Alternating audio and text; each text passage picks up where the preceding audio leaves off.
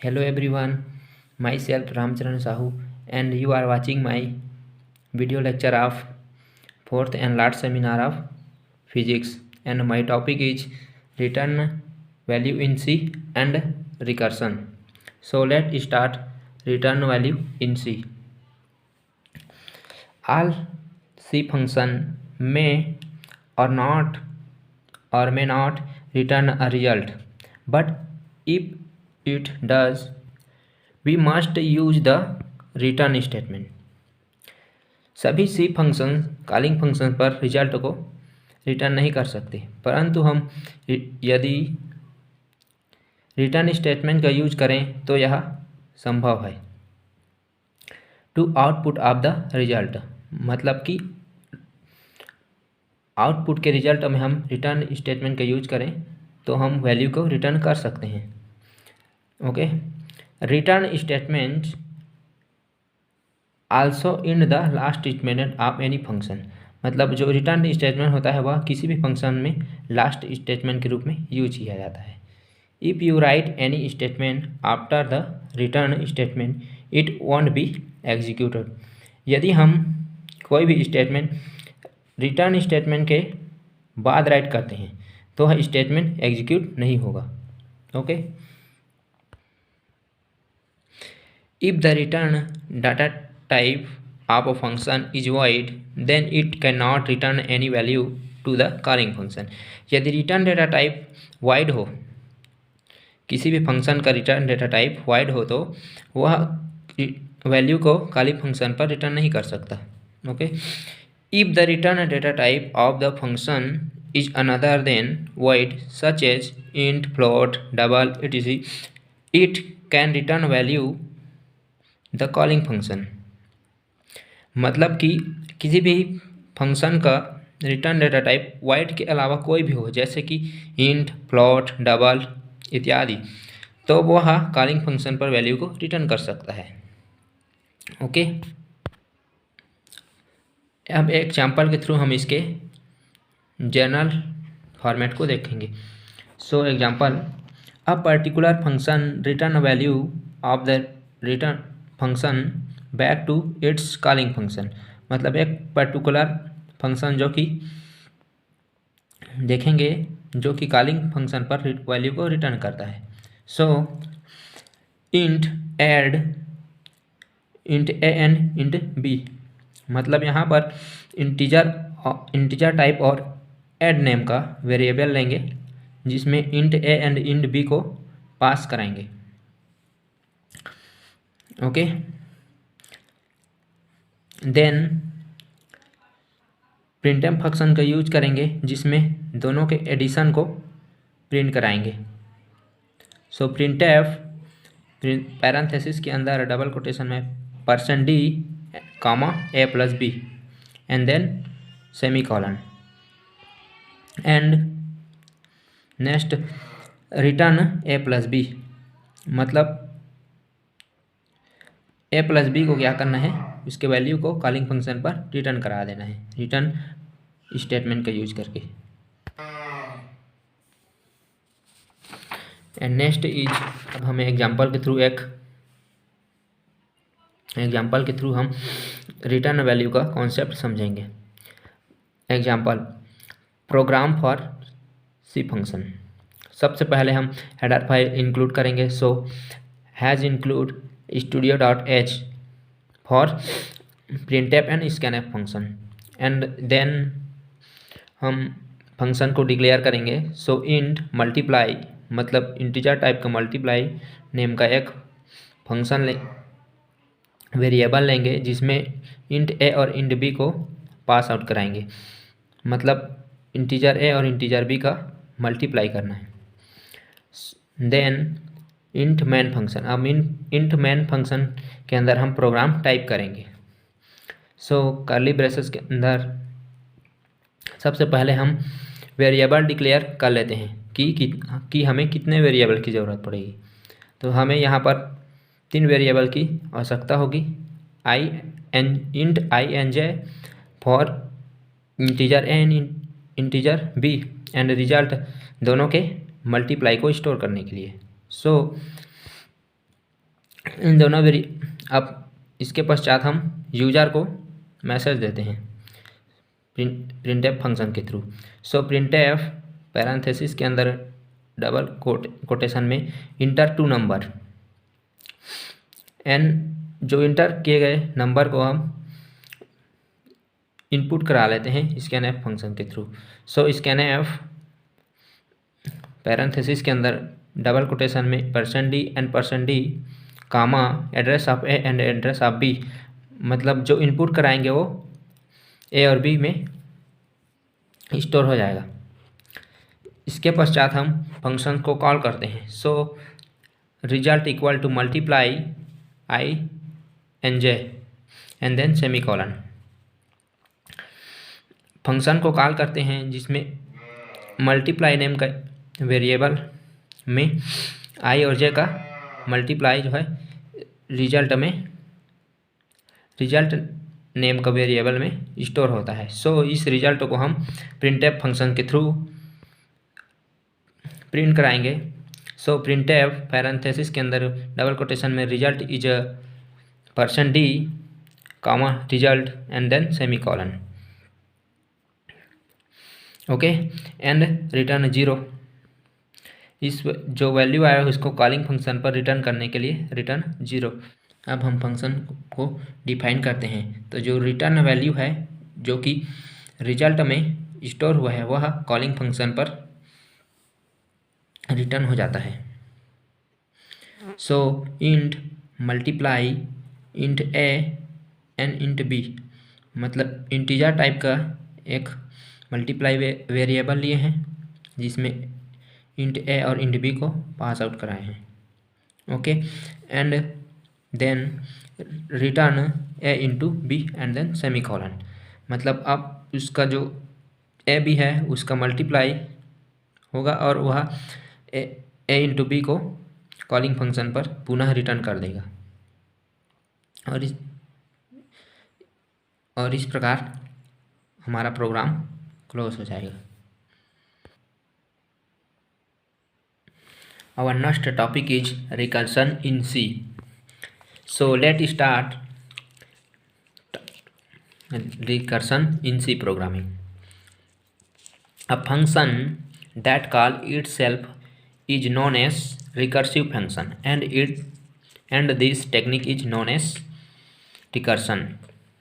मतलब वह फंक्शन जो स्वयं को कॉल करता है रिकर्सिव फंक्शन कहलाता है, और यह टेक्निक जो है रिकर्शन के नाम से जाना जाता है, ओके।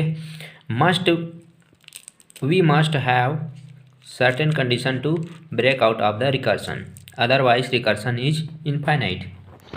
मतलब रिकर्शन को रोकने के लिए हमें एक सर्टेन कंडीशन भी लगाना पड़ता है, अदरवाइज जो रिकर्शन होता है वह अनिश्चित समय तक चलता रहता है, okay. Recursion function are very useful to solve many mathematical problems such as calculating the factorial of a number, generating Fibonacci series etc. That means जो रिकर्शन फंक्शन होता है वह बहुत ही उपयोगी होते हैं to solve many mathematical problem, मतलब बहुत से मैथमेटिकल प्रॉब्लम को सॉल्व करने में रिकर्शन बहुत ही उपयोगी होते हैं, जैसे कि किसी नंबर का फैक्टोरियल याद करना हो या फिर फिबोनाची सीरीज जनरेटिंग करना हो। Now we will discuss syntax of recursive function. So this is syntax of recursive function. Return type and recursive function and then argument list. इसमें सर्वप्रथम रिटर्न टाइप होगा, फिर रिकर्सिव फंक्शन एंड पैरेंथेसिस के अंतर्गत जितने argument list, मतलब जो भी आर्गुमेंट पास कराना है उसका लिस्ट इसमें होगा, एंड देन स्टेटमेंट ब्लॉक होगा, और उस तब पश्चात रिकर्सिव फंक्शन जिसमें एक्चुअल आर्गुमेंट होंगे, और लास्ट में कर्ली ब्रेसेस से हमारा प्रोग्राम इंड होगा।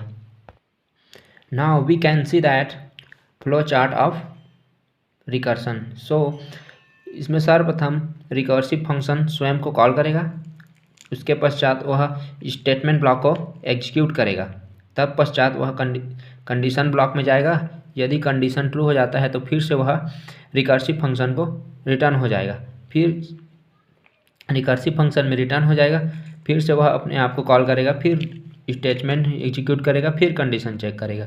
मतलब यह जब तक यह ट्रू होता रहेगा वह प्रक्रिया चलती रहेगी। यदि कंडीशन फॉल्स हो जाएगा तो रिमेनिंग स्टेटमेंट एग्जीक्यूट होगा, मतलब जो शेष स्टेटमेंट होगा वह एग्जीक्यूट होगा, अन्यथा एग्जीक्यूट होगा, तब पश्चात हमारा प्रोग्राम स्टॉप हो जाएगा। Now types of recursion. The main types of recursion are as flow.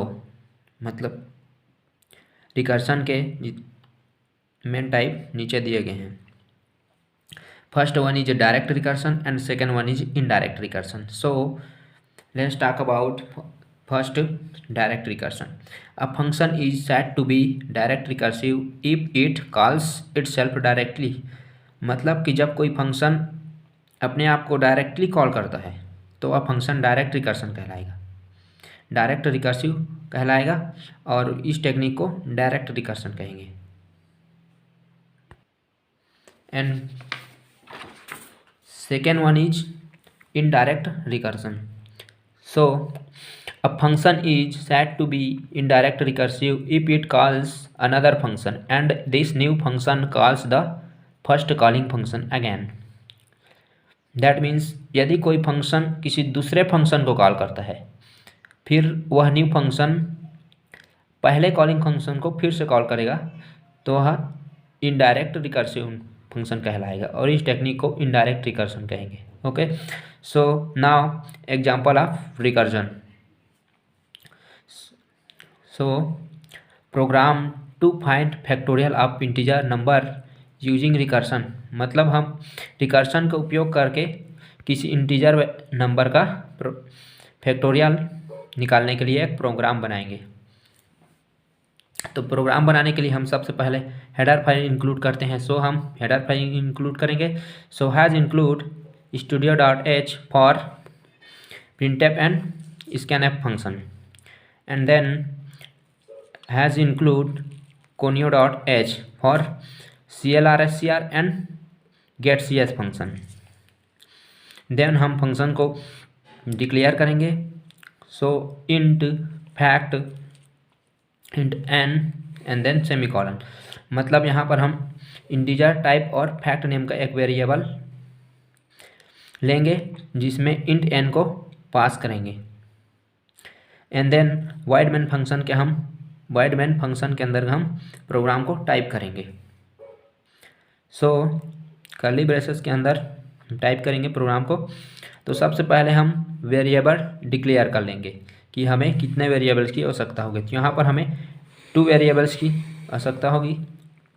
एक तो इंट n जिसका हमें फैक्टोरियल फाइंड करना है, एंड सेकेंड इज f जिसमें उस फैक्टोरियल को स्टोर कराना है। So int n f and then semicolon. अब यूजर को हम मैसेज देंगे नंबर इंटर करने के लिए। सो printf फंक्शन का यूज करेंगे, एंड printf पैरेंथेसिस के अंदर हम डबल कोटेशन में enter a number for finding factorial and then semicolon. अब इंटर किए हुए नंबर को हम scanf फंक्शन के थ्रू इनपुट कराएंगे। सो scanf पैरेंथेसिस के अंदर डबल कोटेशन में %d comma address of n, जो कि n में क्या हो जाएगा, इंटर किया हुआ नंबर स्टोर हो जाएगा। अब फंक्शन को हम कॉल करेंगे। So f is equal to fact n, मतलब फैक्ट नेम का एक वेरिएबल बनाया है जिसमें फैक्ट नेम का एक फंक्शन लिए हैं जिसमें n वैल्यू को पास की हैं, जिसका जो है ऐप में स्टोर हो जाएगा। मतलब जिसका जो वैल्यू हो ऐप में स्टोर होगा, एंड देन उस ऐप को हम printf फंक्शन के थ्रू प्रिंट कराएंगे। सो प्रिंट एफ पैरेंथेसिस के अंदर डबल कोटेशन में factorial is %d comma F and then semicolon. अब get C S function use कर लेंगे, तो get C S and then semicolon. Get C S function इसको उनको होल्ड करने के लिए यूज करेंगे। ओके, अब हम फंक्शन को डिफाइन करेंगे। ओके, इंट फैक्ट पैरेंथेसिस में इंट एन, मतलब कि इंटीजर टाइप का फैक्ट वेरिएबल, मतलब इंटीजर टाइप का फैक्ट नेम का एक फंक्शन बनाएंगे जिसमें इंटीजर एन को पास आउट कराएंगे। एंड देन अब हम इसमें एक सर्टेन कंडीशन लगाएंगे। So if n equal to 0,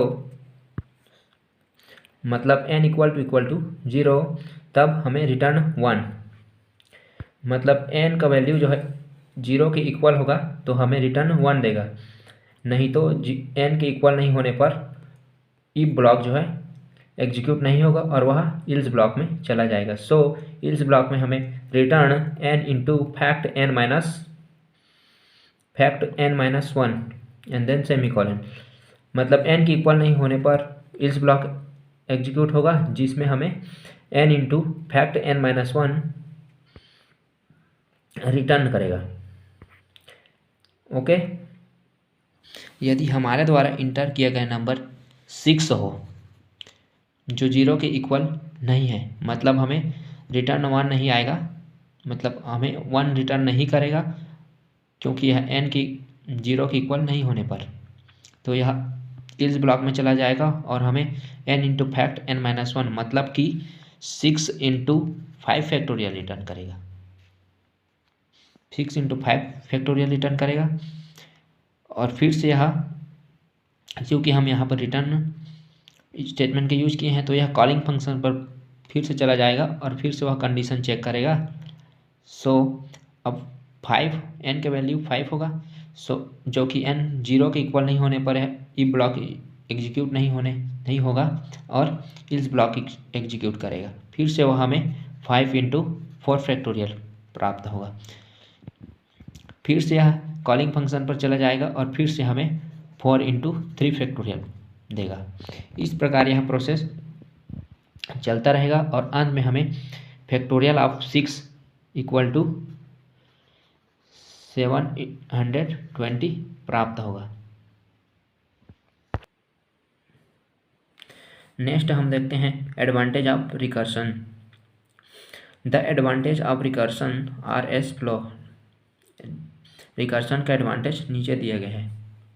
okay, first is recursion makes program elegant and cleaner, मतलब रिकर्सन जो है प्रोग्राम को एलिगेंट और क्लीनर बनाता है। Okay, and second is all algorithm can be defined recursively which makes it easier to visualize and prove, मतलब जितने भी एल्गोरिथम हैं वो रिकर्सली डिफाइन किए जा सकते हैं, जो कि विजुअलाइज एंड प्रूवेशन को इजी बनाता है।